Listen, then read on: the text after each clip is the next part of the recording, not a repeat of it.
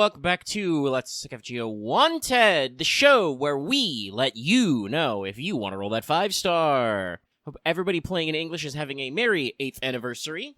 So normally, I give the show a preamble so that if this is your first time clicking it, you know what Wanted is all about. I would say that Wanted delves into an FGO unit's real-life history, fate lore, mechanics, and more. And we'll do something that resembles that today. But what we're aiming for is kind of a first here. So we've covered, Fate original characters before. Characters who are cameos from other properties. And our anniversary servants are usually linked to major story stuff. Though with Anniversary 7, we're starting a relevant trend of, I guess you would say, in-demand cameos. But in this case, our limited celebration servant is effectively an FGO original. Now, you can argue that Castoria did the same, but she was what I would call an early bird cameo, in that she appeared, about a year before her story dropped. And variants of Artoria are pretty common in Fate. That is, kind of a thing that we do. So you had some level of expected buy-in. You were like, ooh, a caster Artoria. This is probably related to that Lost Belt that's not out yet. Ooh, how fascinating. Rolling for Ash the Savior will not hit the same unless you've cleared LB6, even with Summer Morgan as the bonus Ascension at the end. And yes, she is a bonus. We will talk about that a little bit later. So, as funny as it would be for me to basically write an entire episode of Wanted as a parody of itself and recap Ash's story in the normal format, this would mean I would be recapping and spoiling Lost Belt 6 pretty heavily, as well as details from her own servant profile you can unlock if you do roll her. And we've done all that already. We've already dissected LB6 at length on this channel. And yes, I know, we will get back to the LB6 best of. It's just a lot of work, okay?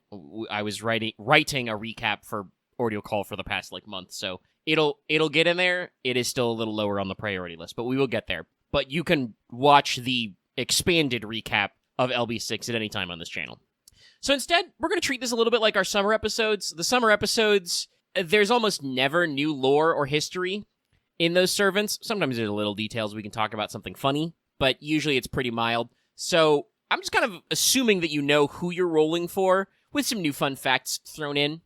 And that way we can say I've done my due diligence and all that stuff. And it's definitely not to pad the runtime. No siree. Nobody on YouTube pads the runtime. Crazy. And so we begin at something resembling history. Esh is Old English for ash tree. That's why you pronounce it basically ash, but with a little bit of extra eh in the vowel, A-E. Ash is also the Old English name for the rune which represents the AE sound, which in Elder Futhark is known as Ansuz. The older rune just means God, but depending on how you draw the rune in Old English, it can also mean oak or ash tree, in addition to the classical meaning.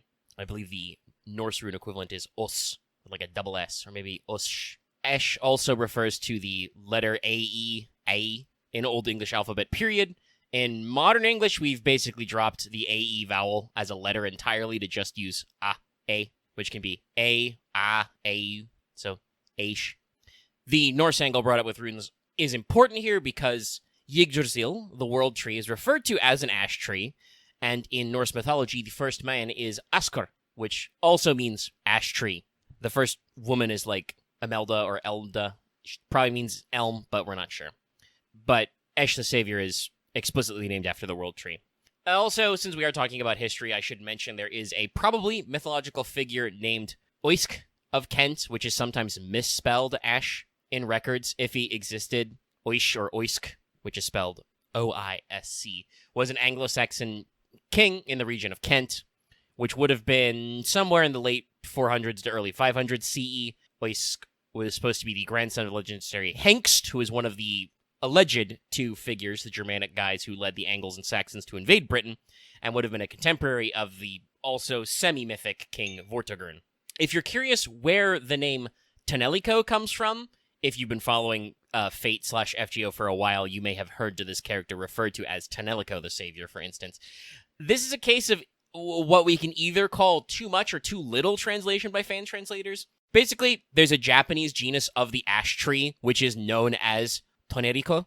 This is how Ash's name is rendered in Japanese. It's literally written Tonerico. So this real-life word was almost assuredly the inspiration for the word Tonelico in the RPG series R. Tonelico, which has a constructed language, and in that language, Tonelico also means world tree. So, where they already did the work of connecting those words together. So, calling her Tonelico is not wrong as such. It's just that calling her basically Ash is probably more true to form, being Old English.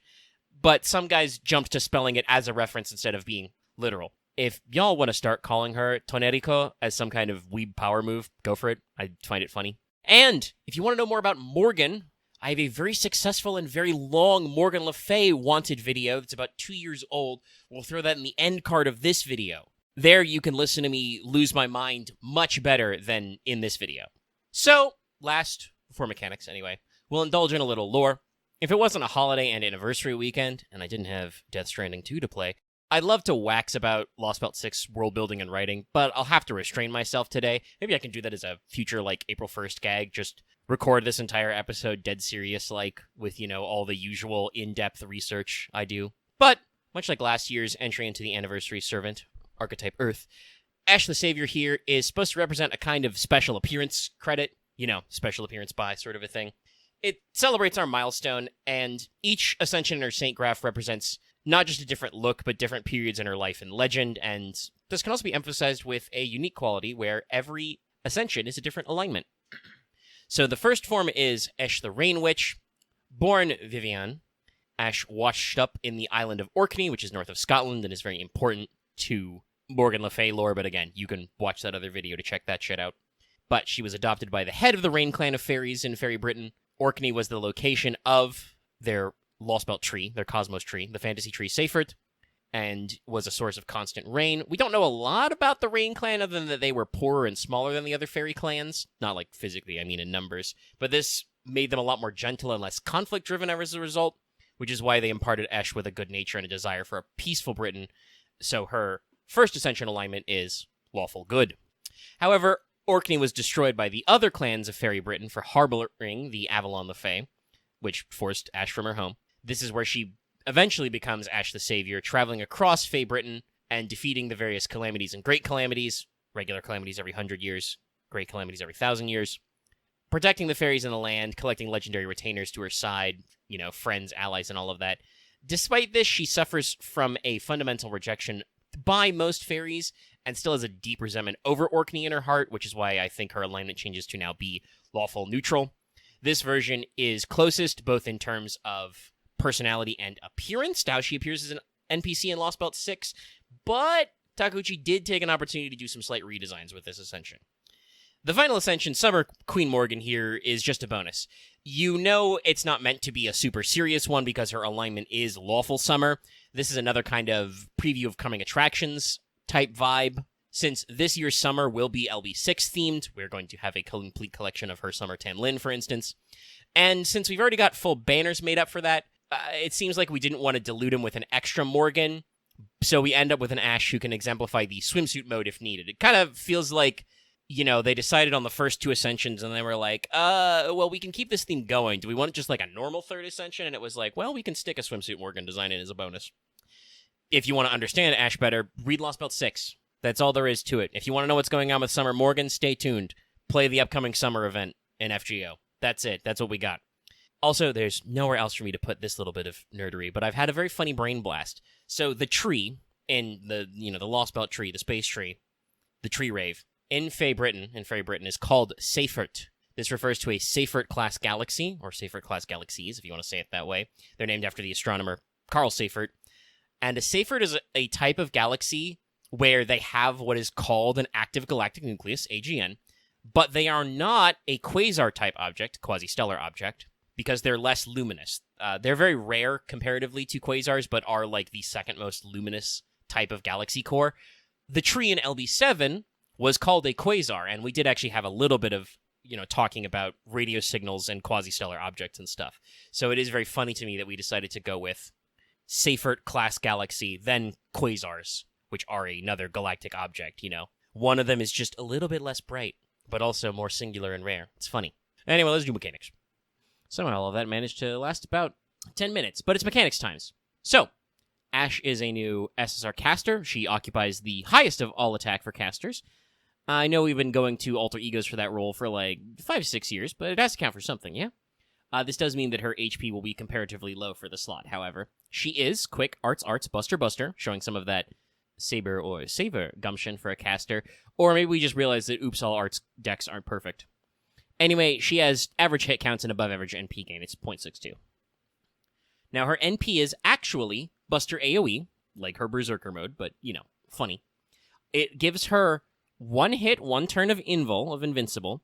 It deals bonus damage to evil enemies based on NP level, and it gives all enemies affected by it 20% defense down for 3 turns. The overcharge effect is the usual Buster up first, which starts at like 30 and caps out at overcharge level 5. Almost at NP level 5. That's not quite correct. But it's like capped out at like 50%. And also it modulates her third skill cooldown. We'll explain that one in a bit. But yes, her overcharge effect on her NP is to reduce the cooldown of her third skill. Why does that matter? I will explain in due time. Her first skill is pretty straightforward. It gives the whole party 5 to 10% NP per turn for 3 turns. It's also a 30 to 50% battery on herself. It is a 10 to 20% NP damage up for 3 for self, and also 5 to 10 stars per turn for 3 turns. So, star gen, NP gen per turn, 50 battery, NP damage up. Her second skill is a charisma variant, and it's a little bit of a silly one. So, it is the normal 10 to 20% attack up for the whole party for 3 turns, and then applies a buff state to everybody where if that party member has either 99, 75, 50, or 25% HP of their maximum HP, they get a further 10% attack up for 3 turns for each of those states. And note, this buff is applied when the skill is cast. When you activate the skill, it applies the buff state. So that means that if their HP falls into that range later, while the skill is still on, that 10% basically turns on. It also gives Ash a timer buff where if everybody in the party is 100% HP, you get 10 stars. But if you're figuring out that increase, if you're below 25% HP and all of them proc, that means you're getting a maximum of plus 60% attack for those 3 turns, by the way. So, starts a little unimpressive, but if you have, any amount of damage, it's a 30% attack up for everybody, which is okay, and then it gets much higher from there. So, Ash's final skill is called Last Resort. Normally, to activate it, you must wait 5 turns before you can use it. It has a special in-battle pre-activation cooldown. But this special cooldown is reduced by her Noble Phantasm. I also assume that her Noble Phantasm reduces the third skill cooldown, normally as well. That's not as big of a deal, but it's important to note that this explicitly reduces her special cooldown, and other minus cooldown, reduce the cooldown of skills effects also do that. When you use it, though, it's basically a team-wide version of her first skill. The whole party gets 30 to 50% charge and 20 to 30% NP damage up for 3 turns, and also a one-time 3 turns, 2k to 3k guts. Again, whole squad gets this. So it takes a little bit of setup, a little bit of finagling, but it can be very explosive when it goes off. Her passives are Territory Creation EX for those arts be big. Item C for debuff success, not really a big deal, but she is a caster, it's pretty normal. She has Magic Resistance B for passive debuff resist, and the old Fey Eye, so she always has 12% critical resistance. Or, it's called critical resistance, but basically critical mischance. There's a chance that crits will just whiff and not be criticalized. So obviously an offensive caster won't be quite as impressive as, say, a Universal Berserker or some of the other things you can do. If you don't know, casters basically get a 10% damage penalty. Their inherent class-wide damage multiplier is 0.9, so they're only ever doing 90% of the damage they should be doing. But we're trying here. We're clearly trying here.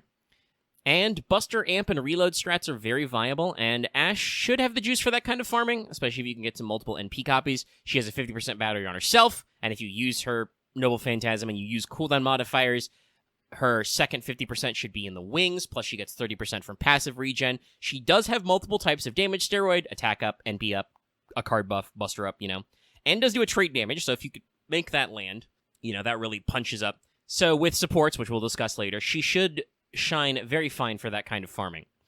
But also I have to talk about here how this girl has potential in the grind game. Every time you fire her NP, you get one hit of invul. An invincible. So it's kind of a get-out-of-jail card. It's an emergency button, which will mean you can fire her NP basically to tank a hit will be bad. Also for, general turns down the line, if you're not killing them instantly, it does do defense down, so obviously that makes follow-up turns better. She has some passive star generation effects, which should lead to some gnarly crits in the long run. But she has other abilities that seem deliberately set up for the grind, for doing challenge content, basically. where we put ourselves with main story or high-level stuff in events. Charisma of Adversity means that she and the rest of the party, as they get whittled down, they grow stronger. And it's on a 5-turn cooldown, by the way. So if you're thinking about doing your cooldown math there. Like I said, team-wide 10 to 30% is already slightly above average, depending on, what other factors. Some people have charismas that are, team-wide attack buffs that also do, like, a different kind of offensive buff, so not guaranteed. But 30% attack up is good. 75, makes that 40, and like I said, you go below 25, you're looking at a team-wide 60%. Pretty good. And if you sack it out, Last Resort is a powerful team-wide battery and guts to hang on for a final push. This should mean that Ash should have a strong ability to clutch out for the entire squad. Like, it's not just that she is, kind of a cockroach like Ku is. And I won't say she has quite the same defensive potential because, protection from arrows is pretty crazy. But she does have a pretty consistent way by firing her NP to collect, one-turn invuls. And just in general, that guts can be very spiced. Speaking of the squad, obviously, your support options here should surprise nobody. She has a 50% battery for herself. Behind a 5-turn cooldown, she has a second 50% battery. It's not the same one. Her first skill does have a 7-turn cooldown. And her NP is Buster. So you're going to try double Koyan of Light. This will provide you with a 100% battery and a -4 cooldown. Plus it can, if you're applying your buffs, give her additional Buster and trait damage.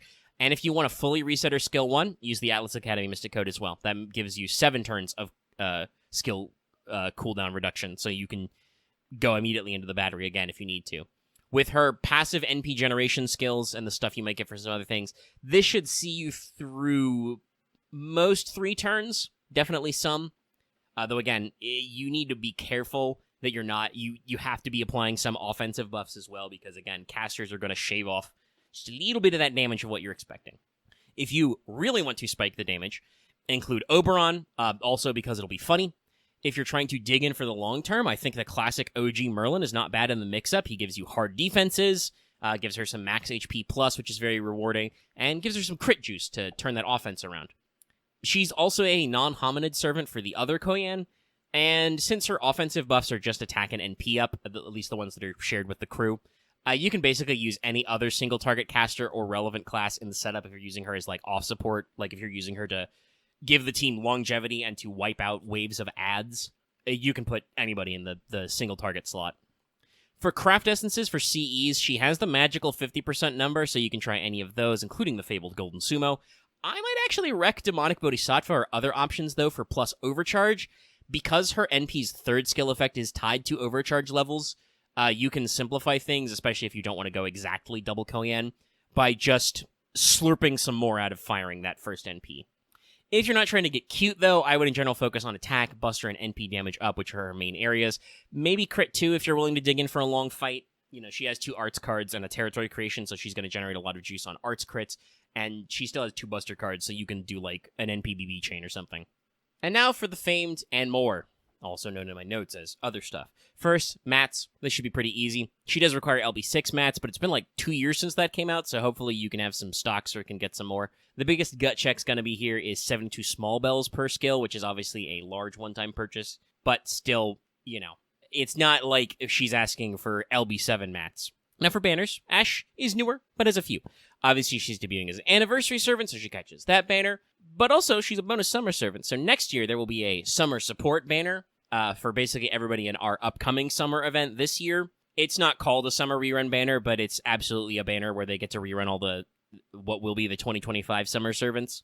So Ash will actually get a raid up in there because she is secretly Summer Morgan.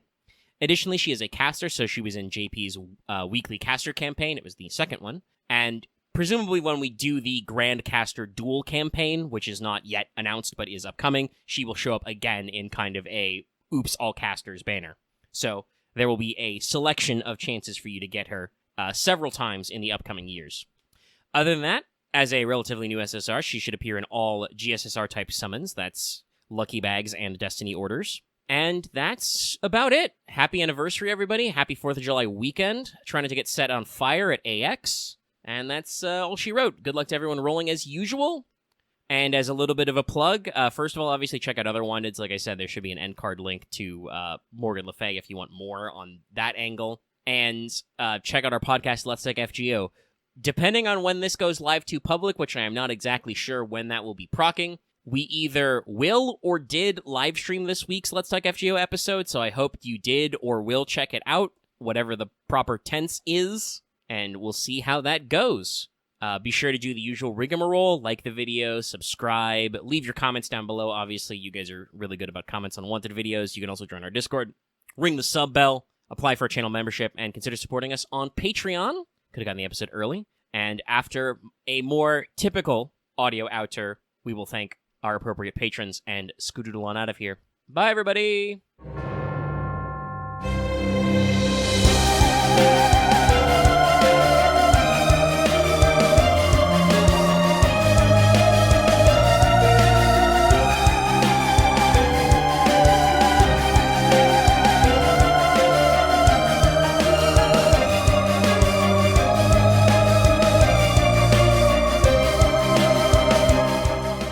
And shout out to all of our patrons, but especially to Adam DeHarp, Blacklist OG, Call Me Zed, Carlos, Dragon, GW9000, Chris Starlight, Legendary Boss Hunter, Rise of Kenshi, Real Grabbin, Shavor, and Fair and the Crow. If you like what we do want us to use to more, consider supporting us on Patreon.